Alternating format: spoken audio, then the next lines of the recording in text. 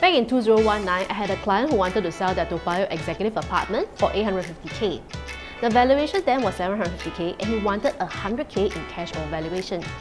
It did not get sold eventually and my client retracted the sale. At the same time, I met a buyer who came to view the unit who eventually bought a new launch project through me, which has now increased in valuation to $2.2 million.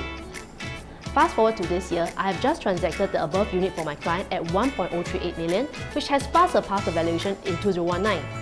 Isn't it so strange that there were no takers when it was only $850K, but people are now willing to pay almost $200K more despite it being older in age?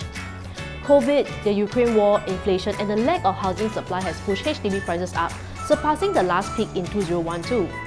So any HDB resale purchase at this point is likely to be at its peak. Now let's throw back to 2019. Would you have wanted to be the buyer who paid $100K cash or valuation for this unit and see it appreciate to over $1 million? Or would you wanted to be the buyer that chose to buy a condo instead? In both cases, both profited. The buyer who entered in 2019 would have profited $200K, but the buyer who chose to buy the condo profited almost double. Let's also assume that both buyers are in their 30s and hold the property long term. Assuming that the condo and the HDB prices stay high all the way for the next 30 years, both will be fully paid. The HDB is still worth $1 million, while the condo is worth $2.2 million. The HDB owner would have had a lower loan repayment during that period, but now when both owners want to downgrade, who would have a better ease of downgrading? With HDB 3-room flats hitting $700K in places like Clementi, the HDB owner may have only $300K left as a retirement fund when they sell it. Let's assume they spent $50K on renovation and now have $250K left. Their monthly expenditure is about $2K a month for a couple, which means $24K a year.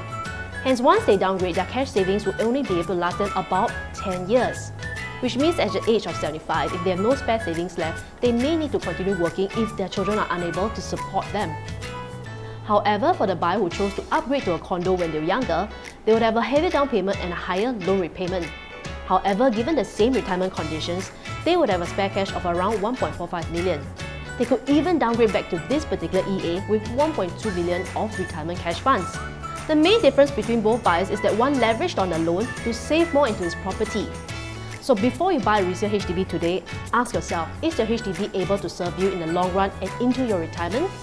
And if given a chance to turn back time, would you have gone for the $850K HDB or a condo instead?